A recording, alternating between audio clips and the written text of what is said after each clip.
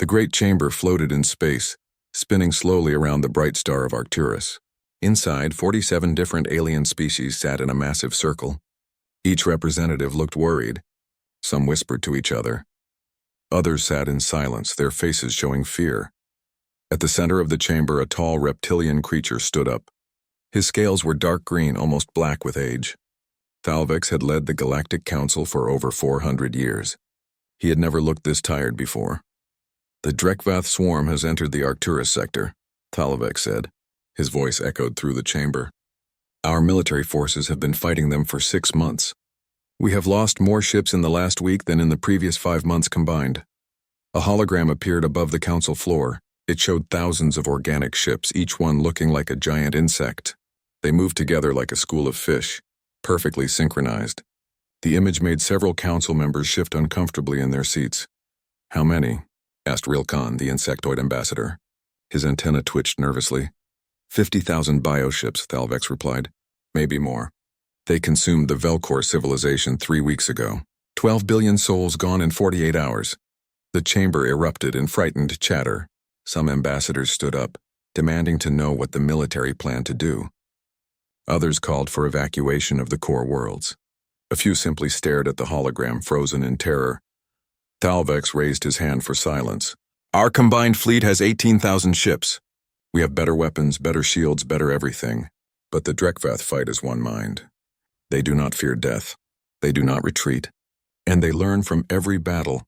"What are you saying?" Rilkan demanded. "That we cannot win? I am saying," Thalvex spoke slowly, "that our military advisors project the sector will fall in 30 days. Maybe less." The silence that followed felt heavy. No one moved. No one spoke. Then a clear voice cut through the quiet. "We can end this war in 5 hours." Every head turned. At the human delegation's seat, a woman stood up. She was small compared to most of the aliens in the room. Her dark hair was pulled back in a simple style. She wore a plain gray suit with Earth symbol on the shoulder. Ambassador Jiwon Kim walked to the center of the chamber. Her footsteps echoed in the silence. Rilkan's antenna quivered with what might have been anger. "The human speaks? This is a matter for real civilizations, not primitives who just discovered space travel 15 years ago." Several council members made sounds of agreement. Humans were the youngest species in the galactic community. They had crude technology and violent histories. Most council members saw them as barely civilized. Jiwon did not react to the insult. She simply looked at Thalvex. "Give my people full tactical command of all military forces. In 5 hours, the Drekvath will be eliminated." The chamber exploded with noise. Ambassadors shouted. Some laughed. Others made sounds of disbelief in languages that the translators struggled to convert. "Impossible." Rilkan stood up, his voice high and sharp. "Your species has 200 ships." 200. "We have 18,000 and we are losing. What makes you think your primitive fleet can accomplish anything?" "Not our fleet alone," Jiwon said calmly. "Your fleet under our command. Your ships with our strategy." "This is madness," another ambassador said. This one was a floating gas creature inside a containment sphere. "Thalvex, surely you will not consider this ridiculous offer." But Thalvex was staring at Jiwon with his ancient eyes. He had led the council for centuries. He had seen many species rise and fall, and something in the human's expression interested him. "Why 5 hours?" he asked. "Why such a specific time?" "Because that is how long it will take," Jiwon replied. "Any longer would be inefficient. Any shorter would risk unnecessary casualties." "You are very confident for someone whose species only learned to leave their planet recently," Thalvex said. But his tone was not mocking. It was curious. Jiwon turned slowly, looking at each council member. "My people have studied every war in galactic history. Every battle. Every strategy. For 15 years we have done nothing but learn and prepare. We know the Drekvath. We know their tactics. We know their weakness." "What weakness?" Rilkan demanded. "They have no weakness. They are a hive mind, perfectly coordinated. They adapt to every weapon we use." "Everything has a weakness," Jiwon said simply. "You just need to know where to look." Thalvex raised his hand again. "The council will vote. All in favor of giving humanity tactical command for 5 hours?" Only 3 hands rose. Thalvex's was one of them. All opposed? 43 hands rose. The vote was clear, but Thalvex did not sit down. "As Council Prime, I invoke Emergency Protocol 7. In times of imminent extinction, the Prime may override Council vote if three conditions are met. First, all conventional options must be exhausted. Second, the proposed solution must not violate Council law. Third, the Prime must believe the solution has merit. He looked directly at G1. All three conditions are met. Humanity has command for exactly 5 hours. If you fail, humans will be expelled from galactic society. If you succeed, he paused. Well, I suppose we will discuss that if it happens. Rilkan made a sound of disgust. This is a waste of time. The humans will fail, and we will lose 5 precious hours preparing real defenses. Jiwan bowed slightly to Thalvex. Then she tapped a small device on her wrist. General Kang, we have authorization. Begin Operation Hammer Drop.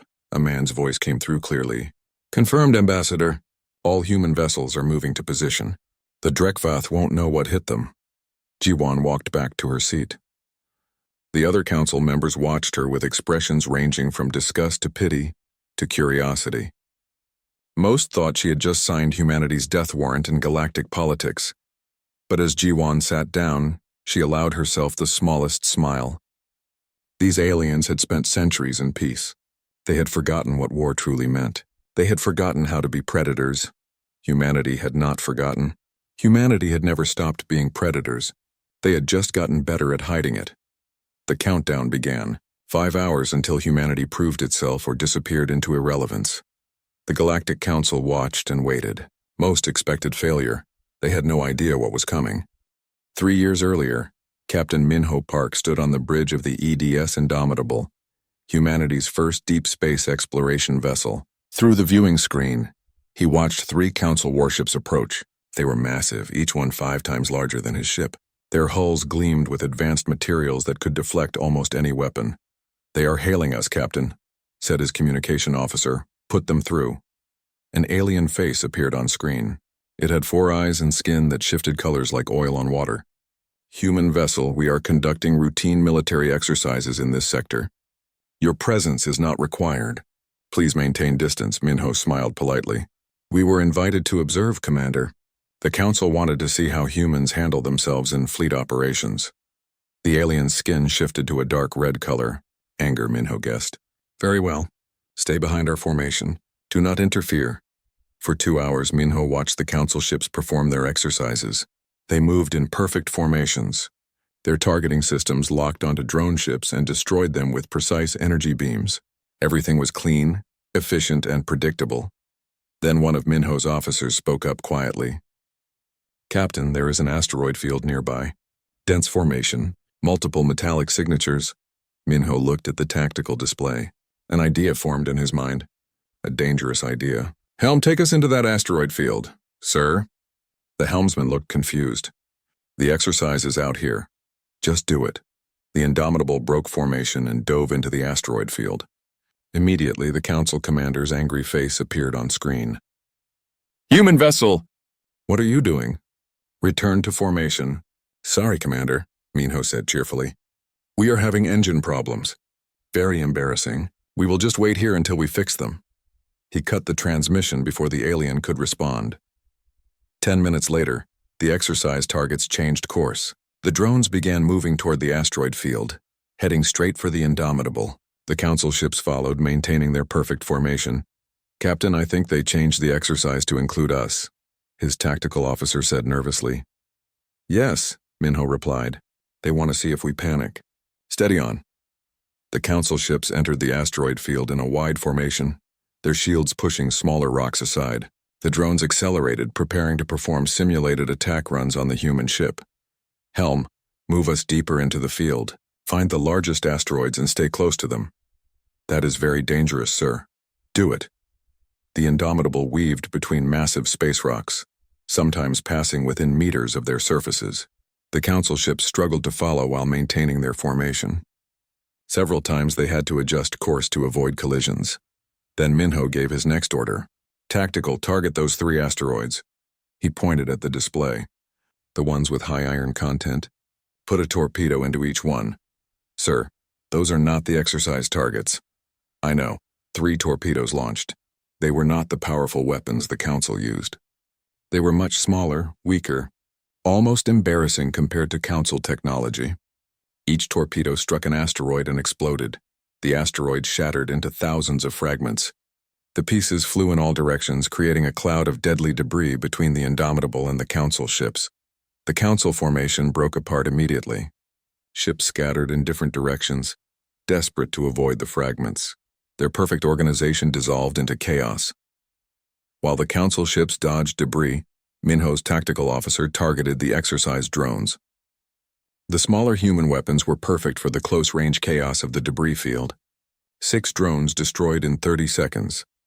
When the debris cleared, the Indomitable sat calmly in space. All exercise targets were eliminated. The Council ships were scattered across the sector, their formation completely broken. The alien commander's face reappeared on screen. His skin was now a pale gray color. That was unconventional. Minho bowed his head slightly. Our engines seem to be working again, Commander. Thank you for your patience. The transmission ended. Minho smiled. That night, the Council observers wrote in their reports, "Human tactics appear chaotic and unpredictable. Success seems based on luck rather than skill. Not recommended for serious military operations." They had completely missed the point. Back on Earth, Admiral Yuna Choi read those same reports with great satisfaction. The Council thought humans were lucky amateurs. Perfect.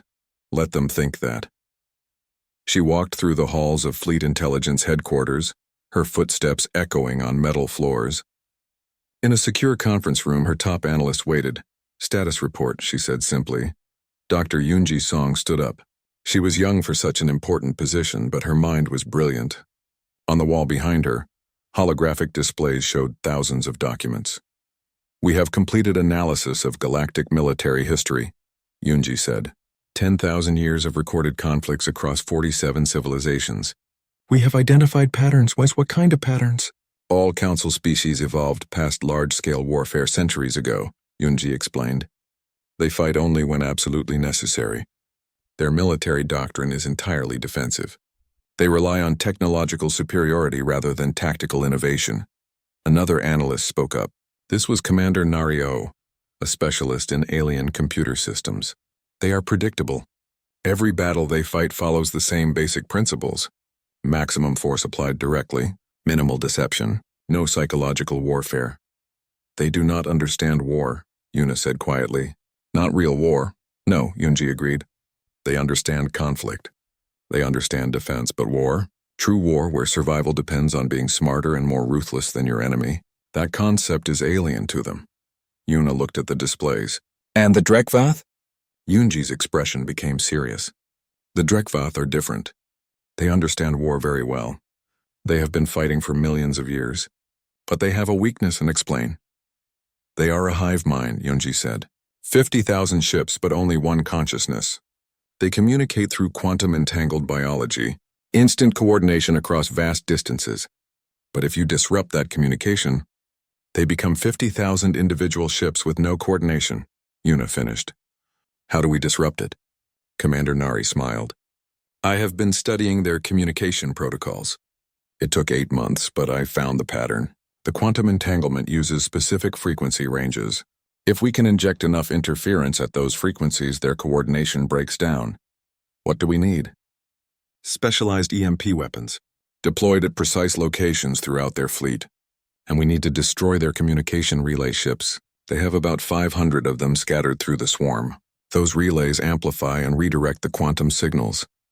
Yuna walked to the holographic display. She studied the Drekvath formation data that Council Intelligence had provided. "If we take out the relays and deploy the EMPs, how long before their coordination fails?" 40 to 50 minutes, Nari said. "Maybe less if we hit them hard enough. And then? Then they are just 50,000 confused bioships, each one trying to figure out what to do on its own. At that point, conventional tactics will work fine." Yuna stood silent for a long moment. Then she smiled. It was not a pleasant smile. "Good. Continue the simulations. I want every possible scenario mapped out. When the Drekvath come, we will be ready." "You think they will come here?" Unji asked. "They will come," Yuna said with certainty. "The Council is weak. The Drekvath can sense it, and when they come, the Council will be desperate. That is when they will turn to us. And we will be ready," Yoonji said. "Yes," Yuna agreed. "Humanity will be ready. She left the conference room and walked to the observation deck. Through the windows she could see Earth below, blue and beautiful and fragile. Humanity had spent its entire history fighting nature, fighting each other, fighting to survive. Every human child studied the great military minds, Sun Tzu, Alexander, Hannibal, Napoleon, and thousands more. War was in their blood. The council species had forgotten how to fight. They had evolved past it. Humanity had not evolved past it. Humanity had just gotten better at it, and soon the galaxy would see exactly how good humanity had become. The EDS horizon hung in space like a predator watching its prey. On the bridge, General Hyunwoo Kang stood with his arms crossed, watching the tactical display. The Drekvath swarm filled the screen with thousands of red dots. They moved in perfect synchronization like blood cells flowing through veins. "All units report ready, General," said his tactical officer. Hyunwoo nodded. "Begin Phase 1. Colonel Lee, you are clear to engage." Across the sector, Colonel Daehyun Lee sat in the command chair of his strike carrier. Around him floated 20 fast attack ships, each one loaded with specialized weapons. They were small compared to Council warships, fast, agile, deadly. "You heard the General," Daehyun said to his pilots. "Hit the edges. Target only the relay ships. Do not engage the main swarm. In and out, 30 seconds maximum." 30 seconds? One pilot asked. "That is not much time." "That is all the time you need," Daehyun replied. "Go." The strike group accelerated to attack speed. They approached the Drekvath swarm from an angle the bioships did not expect. The swarm began to react, turning to face them. But before they could form a defensive position, the human ships struck, missiles launched. Each one targeted a specific bioship. Not the large warships, not the carriers, the small relay vessels that most Council forces ignored because they seemed unimportant. 12 relay ships exploded in bright flashes. The strike group was already turning away, accelerating back toward friendly lines. The Drekvath swarm gave chase. Hundreds of bioships broke formation to pursue the humans. This was exactly what Daehyun wanted. He led them deeper into space, away from the main swarm. On the Council observation deck, Rilken watched with his antenna quivering. "What are they doing?" "They attacked and ran away. This is cowardice." Thalvik said nothing. He watched carefully. The human strike group suddenly reversed course. Instead of running away, they flew directly at their pursuers. At the last moment, they scattered in different directions. The Drekvath ships tried to follow, but they split up, each group following a different human vessel. "They are dividing the enemy," Thalvik said quietly. "Interesting." The scattered Drekvath groups flew directly into ambush zones. Human ships that had been waiting in silent mode suddenly activated. More missiles launched. More relay ships died. 15 minutes in, Hyunwoo said on the horizon. "How many relays destroyed?" 48, General." "Good. Phase 2. Send in Lieutenant Han." Lieutenant Sora Han gripped her fighter controls tightly. Around her flew 35 other fighters, the smallest and fastest ships in the human fleet. Each fighter carried a cargo of specialized mines. "Listen up," Sora said to her squadron. "We are going straight through the middle of the swarm. Do not stop. Do not engage. Just drop your payloads and get out. The mines will activate automatically." "And if they shoot at us?" a young pilot asked. "Then fly better," Sora replied. She pushed her throttle forward. The fighter squadron accelerated to maximum speed. They approached the Drekvath swarm in a tight formation. The bioships immediately noticed them. Thousands of weapons turned to face the approaching fighters. "Here we go," Sora whispered. "Break formation. Random evasive patterns, go." The fighters scattered like leaves in wind. Each pilot flew in unpredictable directions, never staying on the same course for more than 2 seconds. The Drekvath weapons fired, but hitting such fast-moving, randomly moving targets was nearly impossible. Sora dove between 2 massive bioships, rolling her fighter to avoid their organic hulls. Behind her, she released 3 mines. They looked like small metal spheres, barely visible against the darkness of space. All around the swarm's center, other fighters dropped their payloads. Hundreds of mines floated in space, positioned at specific coordinates that had been calculated by Commander Nari's computers. "All mines deployed," Sora reported. "We lost 2 fighters. Everyone else is clear. Activate the mines," Hyunwoo ordered. The mines did not explode. Instead, they began broadcasting. Each mine sent out electromagnetic pulses on very specific frequencies, the same frequencies the Drekvath used for quantum communication. On the Council observation deck, monitors showed something strange happening. The perfect coordination of the Drekvath swarm began to break down. Ships started moving in slightly different directions. Response times became slower. The swarm's movements looked confused. "What is happening?" Rilkan demanded. Talvex leaned forward in his seat. "They are disrupting the hive mind's communication." "That is impossible," another council member said. "We have tried everything to break their quantum entanglement. Nothing works." "Apparently, humans found a way," Talvex replied. Hyunwoo watched his tactical display with satisfaction. 42 minutes since we began. The swarm's coordination is down to 68% and falling. Begin Phase 3. Throughout the human fleet, weapons that the Council had never seen before powered up. These were not energy weapons or conventional missiles. These were weapons that humanity had developed in secret over the past 15 years. Nuclear-pumped laser satellites deployed throughout the battlefield. When triggered, they would focus the energy of nuclear explosions into tight beams of incredible power. Kinetic kill vehicles accelerated to relativistic speeds. Simple metal rods, but moving so fast that when they hit, they released energy equivalent to massive bombs. Gravity well generators activated, creating localized distortions in space that pulled bioships off course and into each other. "All units, you are weapons-free," Hyunwoo said calmly. "Target the isolated groups first. Work your way inward." The human fleet opened fire. The battle that followed was unlike anything the Council had ever seen. Human ships did not line up and exchange fire with enemy vessels. They did not form defensive walls. Instead, they flowed through the battlefield like water, hitting weak points and retreating before the Drekvath could respond. The nuclear-pumped lasers fired. Brilliant beams of light cut through bioships like knives through paper. The Drekvath shields, designed to stop conventional energy weapons, could not handle the concentrated power. The kinetic kill vehicles struck, simple metal moving at incredible speed. No shields could stop them. No armor could deflect them. They punched through bioships and came out the other side, destroying everything in their path. The gravity well generators created chaos in the Drekvath formations. Ships trying to move in one direction were pulled in another. Collisions happened. The confusion grew worse, and through it all, the human ships kept destroying relay vessels. Every relay that died meant more communication breakdown, more confusion, more chaos. 1 hour since we began, Hyunwoo's tactical officer reported. Enemy coordination is down to 38%. We have destroyed approximately 12,000 bioships. Casualties on our side? 17 ships, 3,100 personnel. Hyunwoo nodded. Every death hurt, but they were winning. Humanity was winning. On the observation deck, the council members sat in stunned silence. The battle they watched did not follow any tactical doctrine they understood. The humans fought with a combination of advanced planning and creative chaos that seemed impossible to predict. "How?" Rilkan whispered. "How are they doing this?" Thalvix looked at the human ambassador. Jiwon sat calmly in her seat, watching the battle unfold. She did not look worried. She looked confident.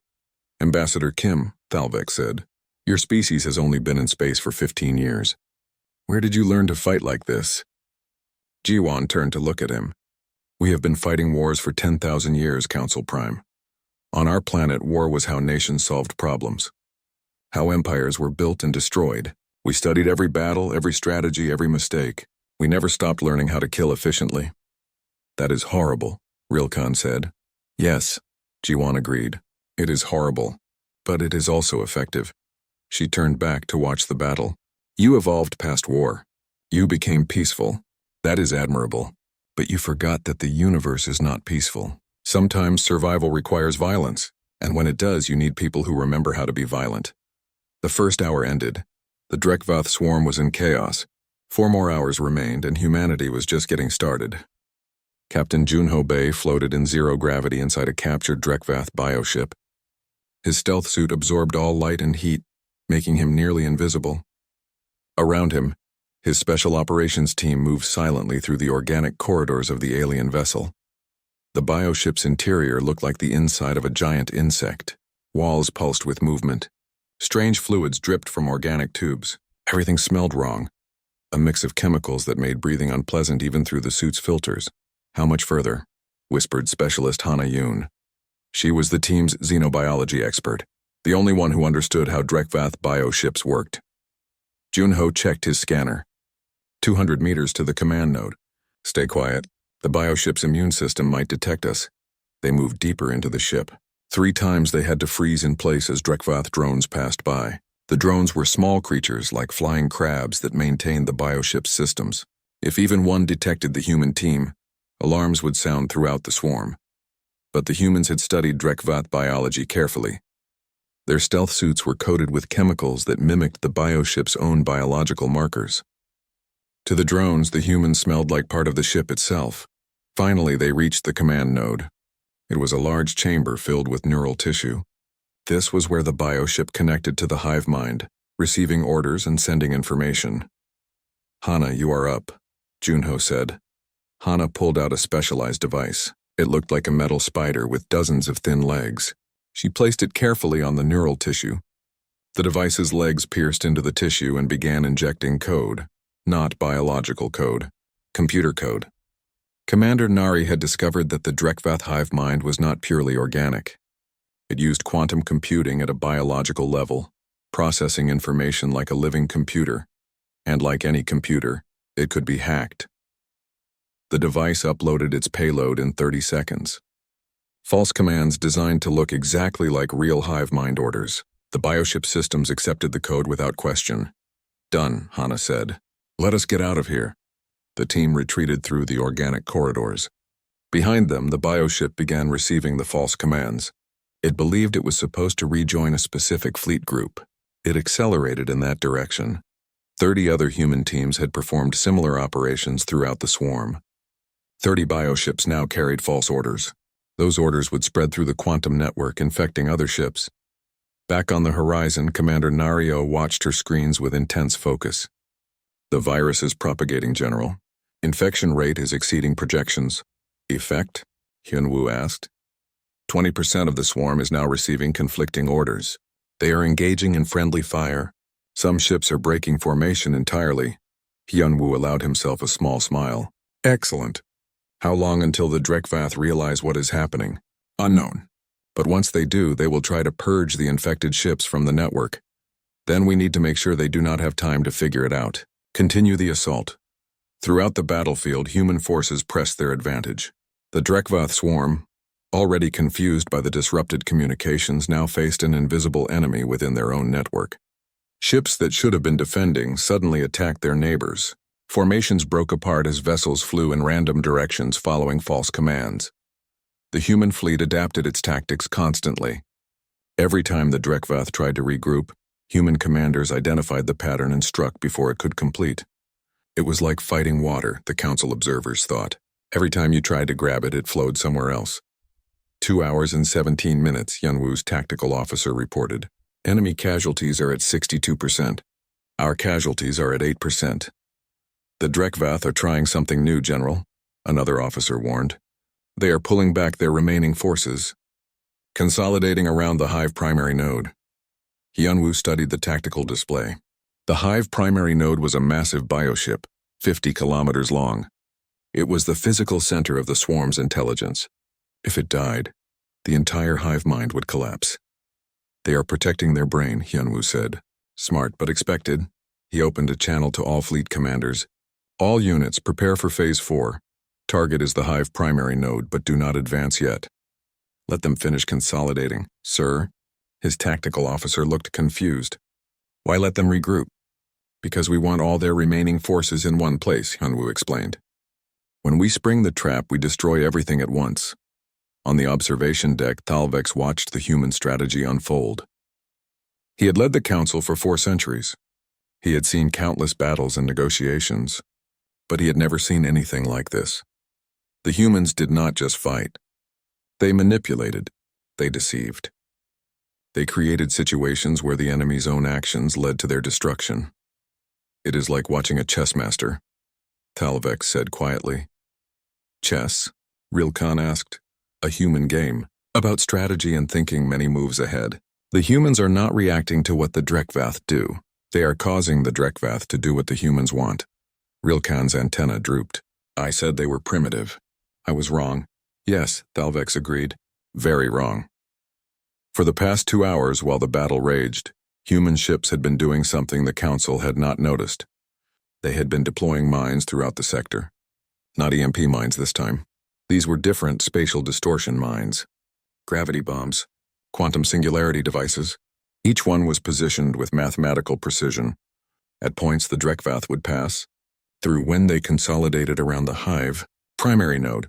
The Drekvath had no idea they were flying into a massive killbox. All forces are in position, Yunwu's tactical officer reported. The Drekvath have consolidated 93% of their remaining forces around the primary node. Yunwu watched the display. 19,000 bioships clustered together, forming defensive spheres around their most important vessel. They thought they were safe. They thought they could defend from this position. They were wrong. Activate the mines, Yunwu ordered. Across a volume of space 3,000 kilometers wide, 700 mines activated simultaneously. The spatial distortion mines created localized tears in reality. Ships trying to move found space itself resisting them.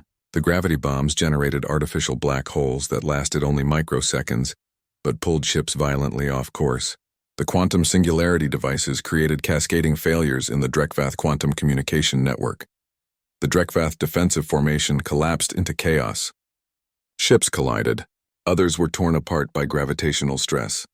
The hive mind's coordination dropped below 20%. All units weapons free, Yunwu said. Focus all fire on the hive primary node. This ends now. Every human ship had been saving ammunition for this moment. Every weapon system had been held in reserve. Now they all fired at once. Nuclear-pumped lasers carved into the hive primary node from a dozen angles. Kinetic kill vehicles struck its organic armor, punching deep holes. Conventional missiles swarmed over its surface, detonating in overlapping patterns. The massive bioship tried to regenerate, its organic systems working desperately to repair damage. But the humans had studied its biology. They knew how fast it could heal. They were inflicting damage faster than it could possibly recover. 3 hours and 9 minutes, the tactical officer announced. The primary node's shields are failing. Hyunwoo opened a private channel to Captain Junho. Status of the infiltration team? We are in position, General, Junho replied. He was now inside the hive primary node itself, along with his team. Ready to deploy the final payload. Deploy on my mark, Hyunwoo said. He watched the tactical display as the human fleet poured fire into the primary node. The great bioship was dying, but it was not dead yet. Mark. Inside the hive primary node, deep in its neural center, Junho activated the quantum singularity device. It was a weapon that should not exist, a weapon that several human scientists had died developing, a weapon that created a localized artificial black hole, but one with a critical modification.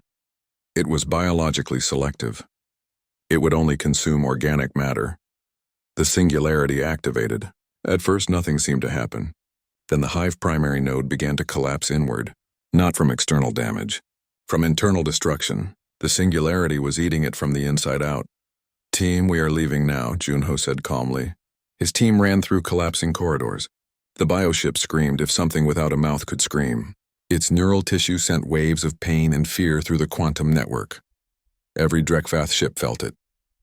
The death of their collective mind. The end of their unity. They panicked. Without the hive mind to coordinate them, the remaining bioships acted on individual instinct. Some tried to flee. Others attacked anything nearby.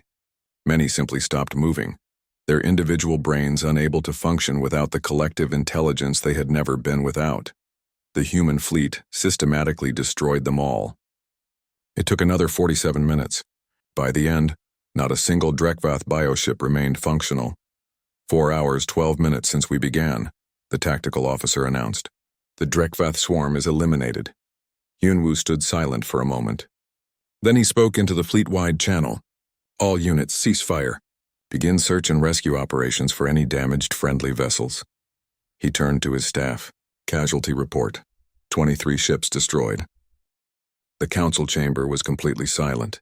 47 species sat frozen in their seats, staring at the holographic display that showed the battlefield. Where 50,000 Drekvath bioships had been, There was now only debris, wreckage, empty space. Thalvex spoke first, his ancient voice barely a whisper. 4 hours and 12 minutes. They said 5 hours. They finished early. Ambassador Ji-won Kim stood from her seat and walked to the center of the chamber. Her face showed no triumph, no pride, just calm certainty. The Drekvath swarm is eliminated, she said simply. Casualty report: 23 human vessels lost. 4,300 personnel, 0 council casualties. All council ships that participated in the operation are undamaged. Rilkan's antenna trembled. How is this possible? We have been fighting them for 6 months. We lost thousands of ships, billions of lives on 12 worlds, and you destroyed them in 4 hours. Ji-won looked at him directly. You were fighting the way peaceful species fight. With honor. With restraint, trying to minimize damage. Following established rules of warfare. And how did you fight? Thalvex asked. To win, Ji-won replied. Not to look honorable. Not to follow rules. To win at any cost. Another council member spoke up. This was a crystalline being that communicated through light patterns. But your weapons. The nuclear devices, the biological warfare, the quantum hacking. These violate 17 different council conventions on ethical warfare. Yes, Ji-won agreed. They do. Those conventions were written for wars between civilized species who want to minimize suffering. The Drekvath were not civilized. They were a consuming plague. You do not negotiate with a plague. You eliminate it. The chamber erupted in debate. Some council members argued passionately that humanity had gone too far. Others countered that survival justified any means. A few sat in silence, their thoughts impossible to read. Thalvex raised his hand. The chamber quieted. The question before us is not whether humanity's methods were ethical. The question is what we do now. Humanity has proven itself far more militarily capable than any of us imagined. This changes everything. A new voice spoke from the back of the chamber. It was Ambassador Velkar, representative of the Keltons, one of the oldest council species. It terrifies me. These humans have been among us for 15 years. 15 years. In that time they studied us. They learned our weaknesses. They prepared for war while we believed them to be simple explorers.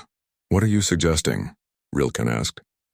I am suggesting, Velkar said slowly, that if humanity can destroy the Drekvath this easily, they could destroy any of us. All of us, perhaps. We have invited predators into our home. The chamber fell silent again. This time the silence was heavy with fear. Ji-won felt it. The shift in the room. Moments ago they had been shocked and impressed. Now they were afraid. She had expected this. Humanity had prepared for this moment.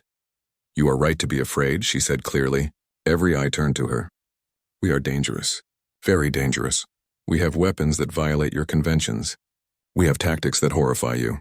We think about war in ways you find disturbing. She paused, letting her words sink in.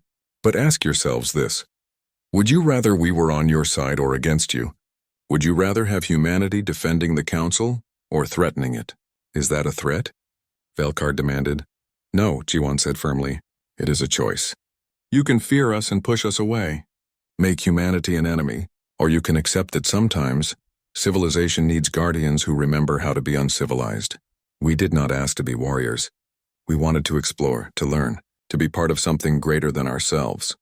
She gestured at the holographic display, still showing the destroyed Drekvath fleet.